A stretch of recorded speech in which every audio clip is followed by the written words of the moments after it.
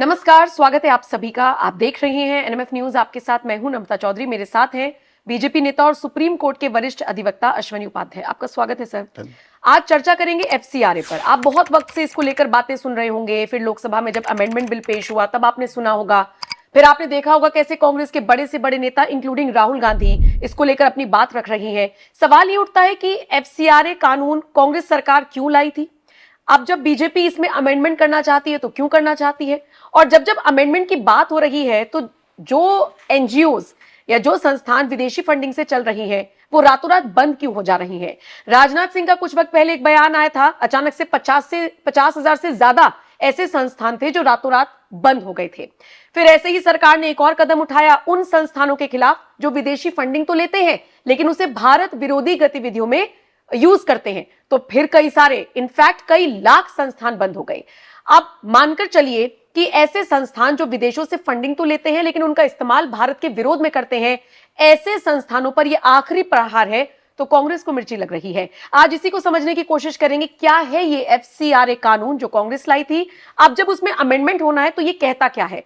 अश्विनी जी, आपसे मोटे मोटे तौर पर समझना चाहूंगी, क्या था और क्या होने जा रहा है और बवाल क्यों मचा है?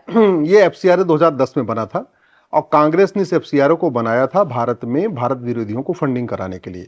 जो भारत विरोधी नेता हैं, जो अभिनेता हैं, भारत विरोधी लेखक हैं, भारत विरोधी पत्रकार हैं, भारत विरोधी कलमकार हैं, भारत विरोधी यूट्यूबर हैं, भारत विरोधी बुद्धिजीवी हैं, भारत विरोधी ऐसे लोग हैं जो भारत खिलाफ लेख लिखते हैं, ऐसे लोगों के एनजीओज को फंडिंग कराने के लिए ही ये कानून बनाया गया था।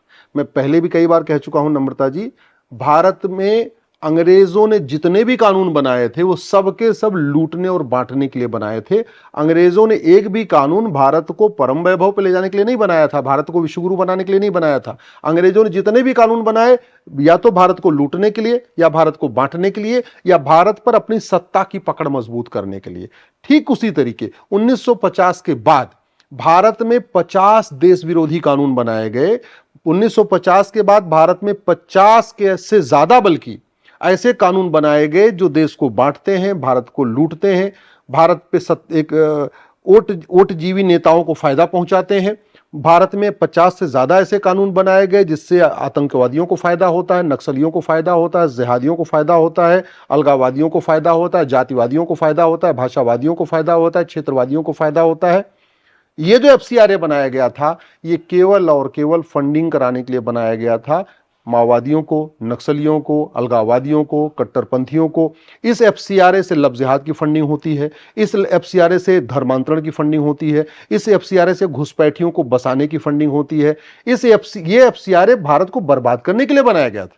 मैं धन्यवाद दूंगा माननीय प्रधानमंत्री जी को, गृह मंत्री जी को, मोदी जी को कि उन्होंने इस एफसीआरए में 2014 के बाद धीरे धीरे करके थोड़ा थोड़ा बदलाव करना शुरू किया।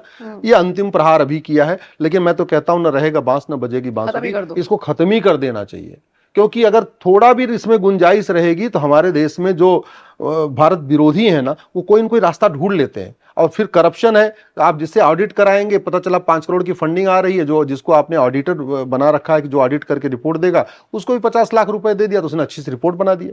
सच्चाई यही है, भारत को बर्बाद करने के लिए ही एफसीआरए बनाया था। और आज भी भारत में भारत को बर्बाद करने के लिए लगभग 50,000 करोड़ की फंडिंग होती है। उसमें 50% फंडिंग इस एफसीआरए के जरिए होती है, 50% फंडिंग ये होती है हवाला के जरिए होती है। जब भी आपको कोई व्यक्ति भारत में जाति का जहर घोलता हुआ मिल जाए, जाति के आधार मतलब जाति का जहर घोलने के लिए भाषण दे, जाति का जहर घोलने के लिए कुछ लेख लिखे, या जाति का जहर घोलने के लिए वीडियो बनाए, बहुत सारे लोग हैं, तो आप मान लीजिए उसको फंडिंग हो रही है, या तो हवाला के जरिए फंडिंग आ रही है या तो एफसीआरए के जरिए फंडिंग आ रही है। अगर यहां पे अगड़ा पिछड़ा कोई कर रहा है, दलित बनाम संवर्ण कर रहा है, मराठी बनाम हिंदी कर रहा है, मराठी बनाम गुजराती कर रहा है, मतलब जैसे भी वो समाज को अगर तोड़ने की कोशिश कर रहा है, तो आप मान लो कि वो अपने आप नहीं कर रहा है, पीछे से या तो उसको पॉलिटिकल पार्टी से फंडिंग हो रही है या बाहर से हवाला के जरिए फंडिंग होती है। खाड़ी देशों से ज्यादातर जो हवाला फंडिंग वो खाड़ी देशों से होती है, पाकिस्तान से होती है। और जो ये हवाला, ये जो एफसीआरए वाला पैसा है, ये मिशनरियों को आता है। इसमें ज्यादा पैसा मिशनरियों को आता है, मिशनरियों को आता है कन्वर्ट कराने के लिए। उनका जोशुआ प्रोजेक्ट यहाँ पे चल रहा है, उन्होंने टारगेट सेट किया हुआ है। अब भारत में प्रतिदिन 1500 हिंदू परिवारों का धर्मांतरण होता है। एक परिवार में 7 आदमी मान के चलिए तो प्रतिदिन 10,000 हिंदुओं का ये धर्मांतरण। जो भी आप कह रहे हैं जोशुआ प्रोजेक्ट, यस। अच्छा। तो ये जोशुआ की प्रोजेक्ट की पूरी फंडिंग इस एफसीआरए के जरिए आती है। यानी भारत में जो क्रिश्चियन कन्वर्जन हो रहा है उसकी फंडिंग एफसीआरए से आती है। भारत में जो इस्लामिक कन्वर्जन हो रहा है, इस्लामिक लव जिहाद हो रहा है, उसकी फंडिंग हवाला के जरिए आती है। लेकिन कुछ तो ऐसे हैं जो दोनों से फंडिंग लेते हैं। जैसे एक यहां छांगुर जलालुद्दीन पकड़ा गया था, वो छांगुर बाबा को तो हवाला के जरिए फंडिंग भी आ रही थी, एफसीआरए के जरिए फंडिंग आ रही थी। यूरोप से, अमेरिका से, वेस्ट कंट्रीज से एफसीआरए के जरिए फंडिंग आती है, वहां से हवाला के जरिए यहां पे पैसा ट्रांसफर कराना मुश्किल होता है। हाँ, खाड़ी देशों से, पाकिस्तान से, यहां से हवाला के जरिए आसान हो जाता है। तो ये भारत को बचाने के लिए, हमारी संस्कृति को बचाने के लिए, भारत में अराजकता रोकने के लिए जरूरी हो कि फंडिंग रुके। इसके पहले आपको याद है हाईवे जाम किया गया था वो कृषि कानून के नाम पे। स्वाभाविक सी बात, अगर उसकी जांच हो तो पता चल जाएगा कि उसमें कितना हवाला के जरिए फंडिंग आई, कितना एफसीआरए के जरिए फंडिंग आई है। ये एफसीआरए की फंडिंग इसलिए भी होती है क्योंकि यहाँ पे हमारा जो बैंकिंग वाला कानून है 1949 का चल रहा है, आज तक वो बदला नहीं। तो मैंने उस पर भी पीएल फाइल किया। ये घटिया जो बैंकिंग एक्ट है 1949 का, इसको बदलिए, एक यूनिफॉर्म बैंकिंग कोड लागू करिए। ऐसे ही जो चंदे के लिए है, ये एफसीआरए बंद होना चाहिए। अगर किसी को वास्तव में अच्छा काम कर रहा है तो अपने खाते में पैसा ले लेगा, एनजीओ खाते में पैसा क्यों लेना भैया? मान लो आप कोई अच्छा काम कर रही हो तो नम्रता जी को सीधे पैसा आ जाएगा, नम्रता जी अपना इनकम टैक्स में दिखाएंगे, आईटीआर फाइल करेंगे, वो एनजीओ के नाम। और ज्यादातर आप एनजीओ देखिए उठाइए किसका है, एनजीओ है नेताओं की पत्नी चला रही। नेता खुद एनजीओ नहीं चलाते, उनकी पता चला सास, उनकी साली, उनकी सरहज, उनकी पत्नी, उनकी मौसी, उनकी मामी, कोई भी रिश्तेदार, हाँ कोई भी रिश्तेदार, उनके नाम पे सारी चलती है। तो वो जो नेता खुद पैसा नहीं ले पाते एफसीआरए के जरिए, वो अपनी पत्नी को, अपनी साली को, अपने साले को, अपने साढ़ू को, अपने मौसा, मौसी, मामी, मामा, बुआ, फूफा को, उनके नाम पे उनके एनजीओ को आता रहता है। इसलिए ये बहुत अच्छा कदम है। लेकिन मैं तो फिर कहूंगा इस एफसीआरए एक भी अगर अंग्रेजी कानून छूटा तो भारत सुरक्षित नहीं रहेगा। ऐसे 1950 के बाद जो घटिया कानून बनाए गए, लगभग 50 कानून, उनको 50 के 50 कानूनों को खत्म करना जरूरी है। केवल अमेंडमेंट से काम नहीं चलेगा, क्योंकि वो कानून इस तरीके से डिजाइन किए गए कि अगर वो किसी ना किसी तरीके से फायदा उठा लेंगे। यस, फायदा उठा लेंगे। तो अभी मौजूदा वक्त में 50 ऐसे कानून हैं, 50 कानून है जो 1950 के बाद बनाए गए, और 225 अंग्रेजी कानून आज भी चल रहे हैं। प्रधानमंत्री मोदी जी ने 1,500 अंग्रेजी कानून खत्म किए हैं, लेकिन 225 ऐसे कानून चल रहे हैं जो भारत को बर्बादी की तरफ ले जा रहे हैं। भाई भारत में कहां थाना आज भी दलाली का अड्डा बना हुआ है, तहसील आज भी भ्रष्टाचार का अड्डा बना हुआ है, कचेरी आज भी भ्रष्टाचार का अड्डा बना हुआ। क्यों? क्योंकि हमारी पुलिस व्यवस्था गुलामी वाली आज भी चल रही है। 1861 का पुलिस एक्ट चल रहा है। हमारा जुडिशियल सिस्टम आज भी गुलामी का चल रहा है। हमारा एडमिनिस्ट्रेटिव सिस्टम आज भी गुलामी का चल रहा है। तो थाना हो, तहसील हो, कचहरी हो, हमारा नगर निगम हो, हमारा ये विकास प्राधिकरण, सारे भ्रष्टाचार का अड्डे बने हुए। आज की डेट में भ्रष्टाचार इतना ज्यादा है कि 2,000 रुपए में कोई भी आधार बनवा लेता है, 2,000 में राशन कार्ड, 2,000 में ड्राइविंग, 3,000 में। सबसे इंटरेस्टिंग बात है कि आपको भी पता है, मुझे भी पता है, लेकिन कुछ हो नहीं पा रहा है। पता तो सबको है। क्यों? क्योंकि ये 5,000 सांसद विधायक सुबह से लेकर शाम तक समाजवाद, अंबेडकरवाद, गांधीवाद, लोहियावाद, दुनिया भर की बतौलेबाजी करेंगे, दुनिया भर की भाषणबाजी करेंगे। बस सुबह से लेकर शाम तक केवल फोटो खिंचवाना, लोगों से मिलना जुलना, यही काम करेंगे।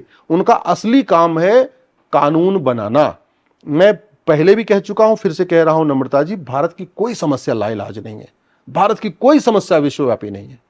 ढंग, अगर भारत का कानून मंत्रालय ढंग से मात्र 5 साल के लिए काम कर दे, भारत में राम राज्य आ जाएगा। चीन, जापान, सिंगापुर में सतयुग चल रहा है, ये कलयुग भारत में ही है। क्यों? क्योंकि कानून सड़ा हुआ है, सिस्टम घटिया है, न शिक्षा में संस्कार है, न कानून का खौफ है। कोई जिसको जहां से मौका मिल रहा है वहीं से कर रहा है। कोई खनन का काम कर रहा है, अवैध खनन हो रही है, अवैध ये हो रहा है, अवैध चंदा हो रही है, अवैध फंडिंग हो रही है, सब कुछ अवैध अवैध अवैध। जीना मुश्किल हो गया ईमानदारी के साथ भारत में रहना, ईमानदारों के लिए सर उठा के चलना मुश्किल हो गया, कोई कुछ भी करा सकता है। तो ये जो एफसीआरए मुझे लगता है बदलाव आया, ये स्वागत योग्य है, लेकिन न रहेगा बांस न बजेगी बांसुरी, इसको खत्म कर देना चाहिए। ठीक है, तो एफसीआरए हमने आपको समझाने की कोशिश की। मुझे लगता है आपको बहुत हद तक समझ में आया होगा क्या बदलाव हो रहे हैं, क्यों हो रहे हैं, बदलाव से काम चलेगा या खत्म ही हो जाना चाहिए, कब आया था, कैसे आया था। लगता है कि बहुत हद तक आपको समझ में आ गया होगा। शुक्रिया अश्वनी जी। बाकी ये वीडियो आपके हवाले, कमेंट सेक्शन में अपनी राय, अपनी प्रतिक्रिया, अपना कोई आपका सवाल हो तो छोड़ते जाइएगा, और बाकी अपडेट्स के लिए एनएमएफ न्यूज देखते रहिए।